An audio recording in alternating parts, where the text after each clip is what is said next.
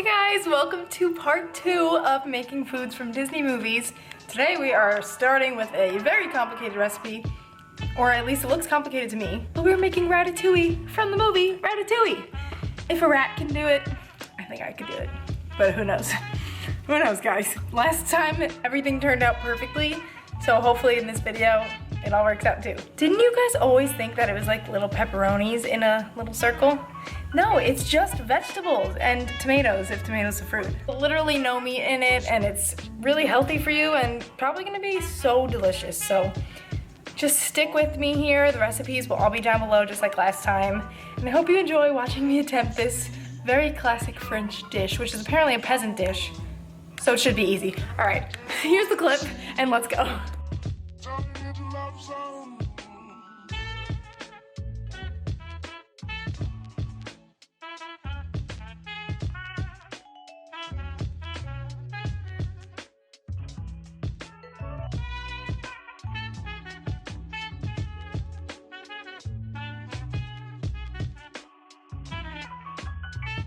I also wore an apron because this is actually a movie about chefs, so I feel like I had to get into character a little bit, and it's like all Eastery. So here are the ingredients that I'm gonna use. You can also add eggplant along with these, but I could find only like really fat eggplants and it wouldn't all be the same size. So that's what I'm doing. And then these tomatoes are what we're gonna work with first. We have to blanch them in the boiling water. And it's gonna be a fancy process. It's gonna be like 45 seconds, so I have to be really quick. With these tomatoes, these are plum tomatoes, we have to like cut them all fancy so the skin can peel off when they're done boiling. So we boil them for 45 seconds and then we put them in ice water. And then everything else I'm just gonna slice. I don't have a fancy mandolin. I just have to slice it with a knife very carefully, and it'll take a while, but let's do it.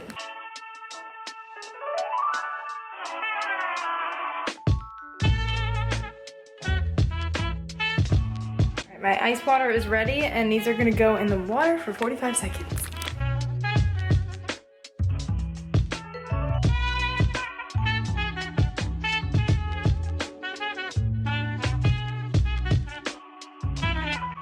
Okay, that worked really well, and now we're gonna peel. Look at how nice those little things worked. Oh, these French chefs know what they're talking about. I'm just gonna peel off the skin. I'm gonna put the scraps in here.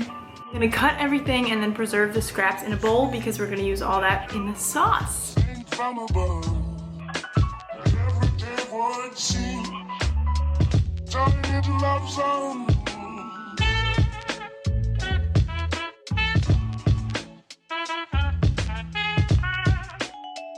Looking good so far. Here's my scrap bowl for the sauces, but we also have to add the pepper and the onion.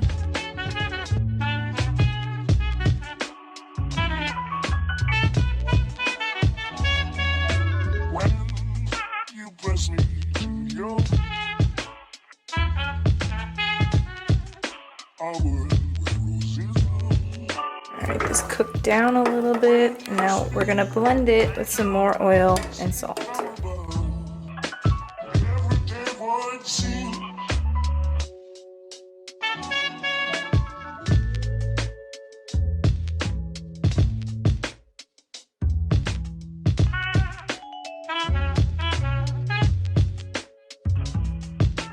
Now for the fun part. This is gonna take a long time, and I hope they all fit, and I hope I don't have any extra, magically. Okay, ready? Here we go.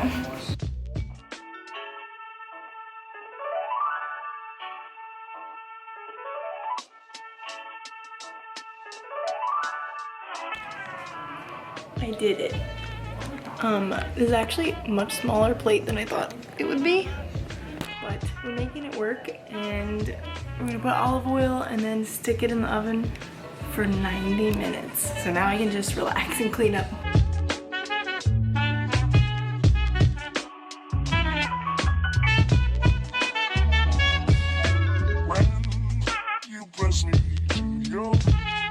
It's an hour and a half later.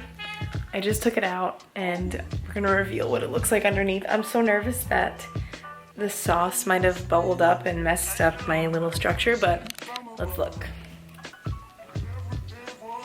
All right. not bad at all, honestly. It got a little bit smudgy over here, but it looks beautiful. It looks even better with the light on. It's so pretty. Look at those rings. Oh, look at that. See if I can get this on a plate like Remy did. So I made this circular mold out of tinfoil, and I'm gonna try to stack them the way that Remy does.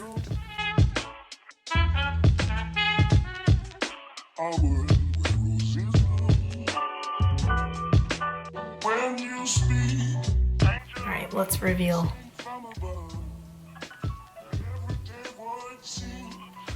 Oh my god, it worked! I'm amazed by myself. Look at this. This is exactly what it looked like, in my opinion. Wow. It's time to try it now. I'm gonna try a bite of all three.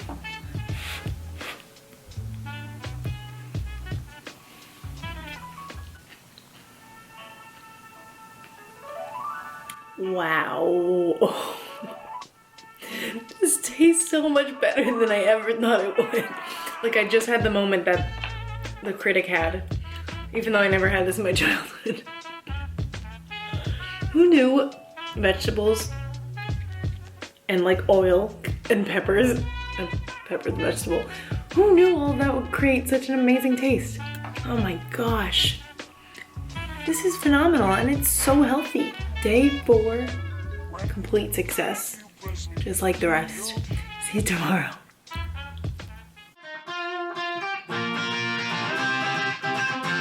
Hey guys, welcome to day 5. We made it to day 5.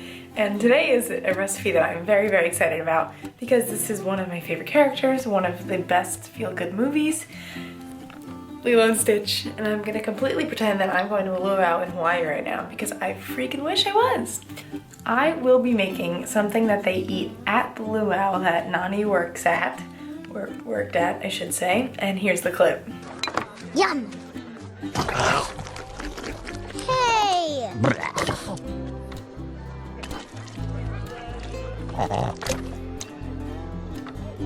Even though he stuffs this cake in his mouth and spits it back out and then puts the cherry on top, it still looks good.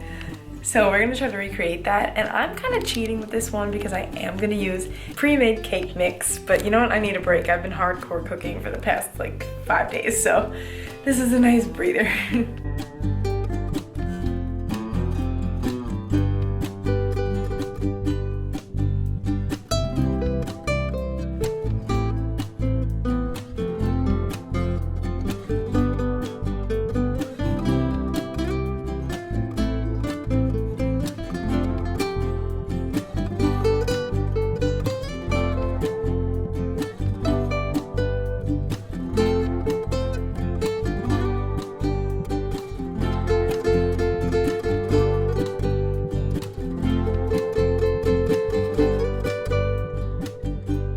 Now we wait for our cakes. This morning I knew I was making this today, and I woke up and the first thing I did was watch Lilo and Stitch. And honestly, it's so much darker than I remembered. Now that I'm an adult watching it, I feel like I haven't watched it in a couple years. A lot of it makes more sense to me than when I was a kid. Like, I didn't realize that Lilo was literally about to be taken away. Lilo was like pretty messed up. She had voodoo spoons, not dolls. And she just like bit people. She was a troubled child, but Stitch saved her. They saved each other. They became real people, best friends. Such a good movie, guys. And I just love all the ocean scenes when she's swimming, giving Pudge's tuna. I could ramble about it all day. These are looking beautiful. I can't wait till they cool. I'm gonna let them cool for probably about an hour, just so that they're completely cool. And the Cool Whip, I just said cool many times in that sentence. But we don't want the Cool Whip, which I'm using as the frosting, to melt. Because I feel like the icing on that cake was so thick, and I don't really have the patience to make really thick frosting right now. So we're just using Cool Whip because it's delicious and it's so fluffy, and it'll be perfect for this.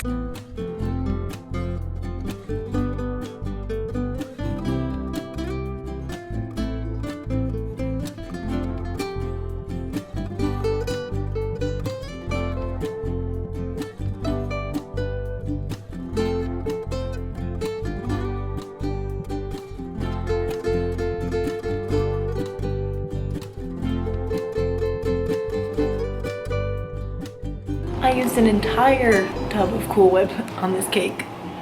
But Stitch does not get it as a whole cake. They get it as slices. So I have to slice it and then get the cherries on top. Here we go.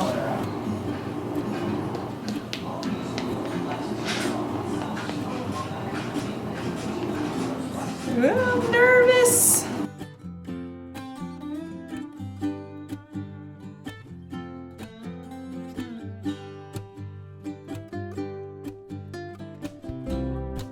How's it look? Really good. Wow. Wow, that's impressive. Yeah, it looks really good.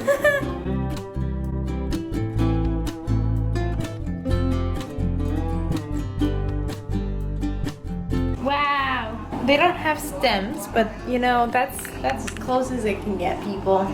I'm just gonna eat one though. Wow. Look at all those holes.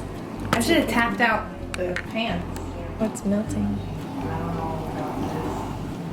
It's falling right off the fork. This is a close-up. Good? Tastes like chocolate cake from a box. Wow, look how beautiful. Guys, day 5, yet another success. We'll see how our final recipe goes tomorrow. Alright guys, we've made it to the final day of making Disney-inspired foods.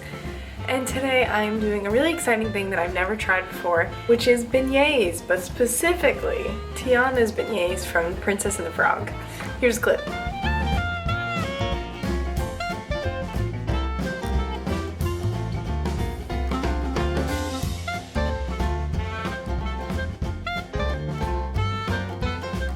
Tried to dress the part today because she's wearing a yellow shirt with an apron. I gotta put my apron on, but this seemed pretty easy and I'm really excited. It's gonna be delicious. It's gonna taste like the sweet South. I'm excited. Check it out.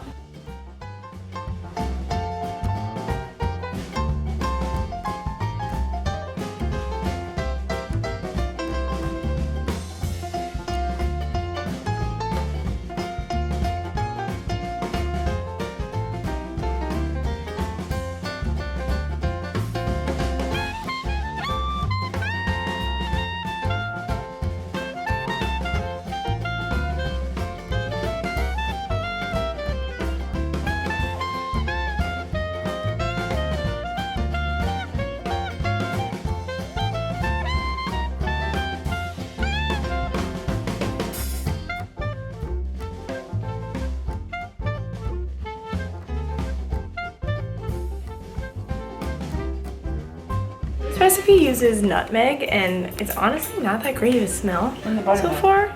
And the buttermilk is not a good smell either. So hopefully this comes out good. It looks like the dough is not nearly as doughy as I think it should be. Let me just like recheck my measurements. So this dough is definitely too watery. So we're gonna try and get it in the mixer with more flour.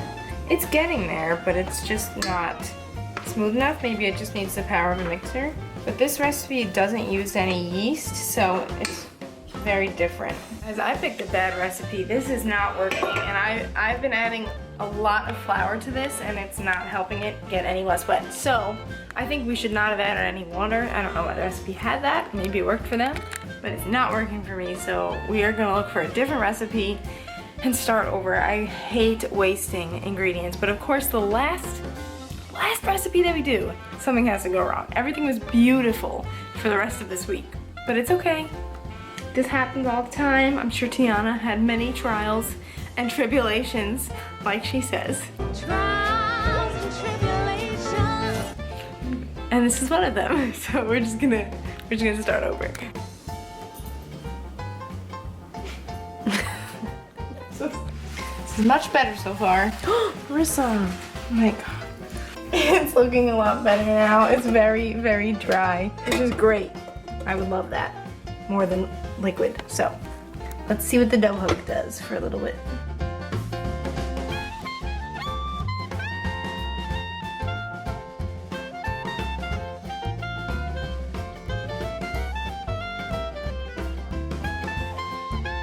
All right, we're ready to go with this first set. We're gonna do 3 at a time.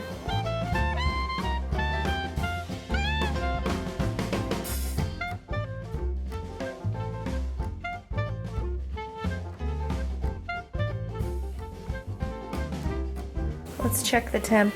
Show the people. It's in the 350s, I think. Woohoo! Flip back over. Flip. Okay. Make a Mickey beignet for my last one. Let's see how this goes. Oh gosh. Oh gosh.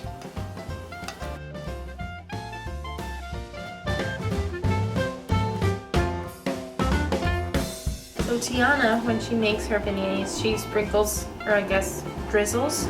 She drizzles honey all over them and then she puts powdered sugar. I don't even like honey, but I'm gonna try it because she's probably not wrong about that.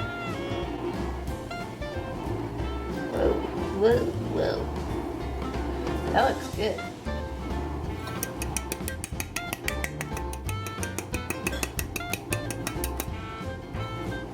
Yay! Ta-da! I'm very nervous. The honey is a good choice.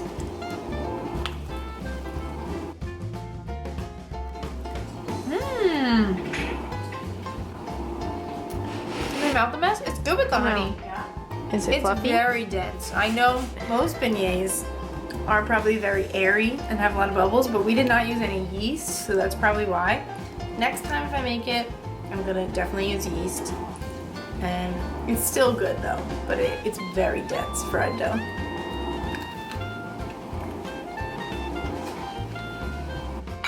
I'm sure beignets from Louisiana are much better than this. Oh. This was definitely the hardest recipe all week, and I think it came out the worst, but it's still pretty good considering I call it the worst. I love it. Thanks for watching this whole week of videos. Hopefully, if you didn't see part 1 yet, get over there, watch part 1 because that one was great too. Bye!